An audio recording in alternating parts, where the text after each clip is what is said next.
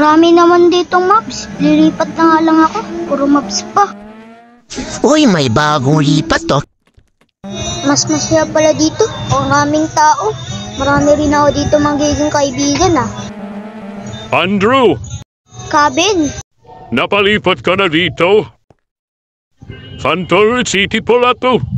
Uy, padre ka pala dito, Kabin. Nakapag-enroll ka na ba? Ba, amarigo ka dito? Wala ka pa bang mapa? Wala pa akong mapa. Tas di pa ako nakapag-enroll. Punta mo si Tefnin dating ko klase. Bakit? Uy, nakapaglipat ka na rin pala dito. May mapa ka ba dyan, Tekno? Oo, marami ito. Uy, salamat, Tekno.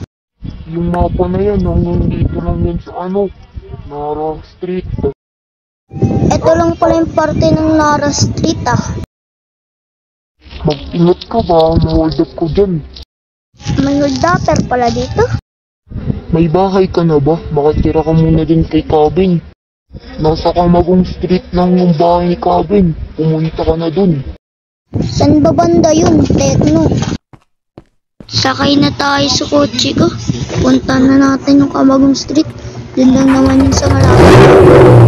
Naku, kakapasok lang pala dito. Wala pang tao.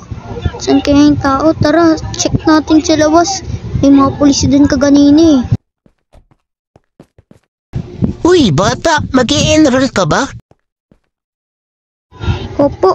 Sa Thursday, umatin ka dito Ilista mo ba ang pangalan mo para makapag-enroll ka na? Sige po, balik na lang ako. Salamat sa pag-enroll, bata. Kung pwede naman, mag-enroll ka na ngayon, pumasok ka lang sa loob. Okay po, kailan kaya yung first day, no?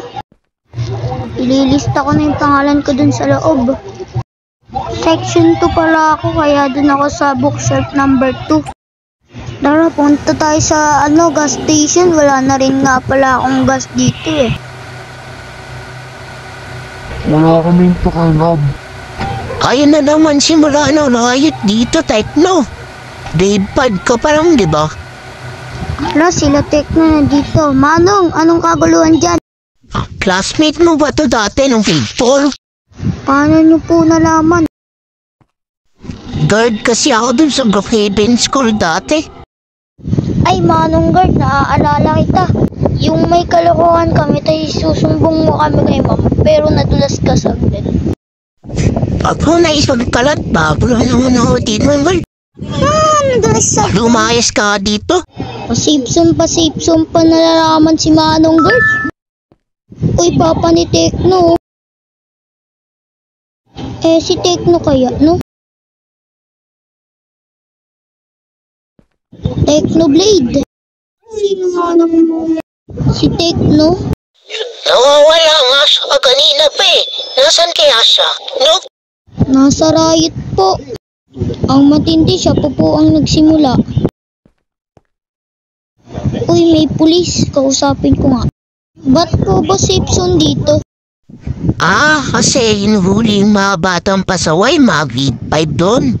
Sila kasi ang nagsimula na riot. Banda, huwag ka na sumili. Baka madami ka dyan. Titignan ko lang kung ano nang palagay dyan.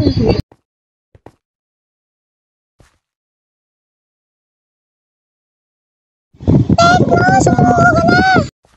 Walang uor.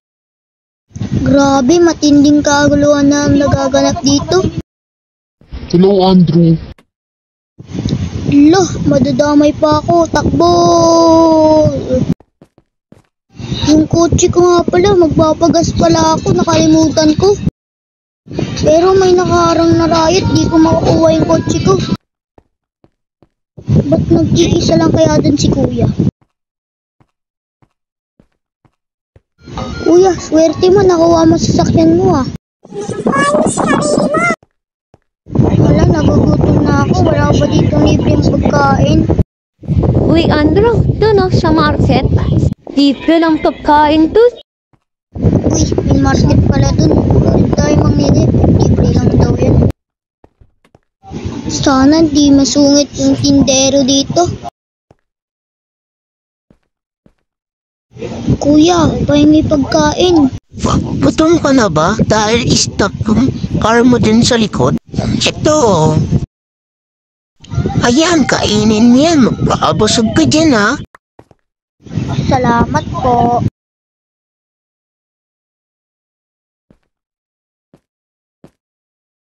Tara, labas na tayo. Bigyan natin yung papa ni Tekno ng pagkain. Andrew, nakuha mo na ba yung mga pagkain, ha, Tita Regine? Ito po, bread. Bigyan mo kahit onti lang, tas fuse grenade sword para makatulong pa dun sa mga kampi ni Tekno dun sa riot. Detonating sword. Igtas mo na sila, Tekno, ha? Sige po, salamat po sa sword. Wait lang. Targetin mo yung mga police. Huwag kang makasama ni Tekno. Tatargetin ko na lang parehas. Sword! Walang makakaalam na makikisali ako. Wata, wata, wata. Buk, puk, puk, puk. Ba't ka buwapatay ng polis tsaka sa namin? Tara na, Dagger. Naswawala na si Andrew. Si Tekno ba nagsabi nun? Mas malakas pa pala ako kaysa sa kanya. Pag hanggang ko lang malalaman, duwag naman siya. Pagkat corner ka na ng buong posa ng polis. Diyos mo, panao. Pupunta ka namin sa barangay ng 3 araw. Ikukulong pa namin dun. Baba ko na to.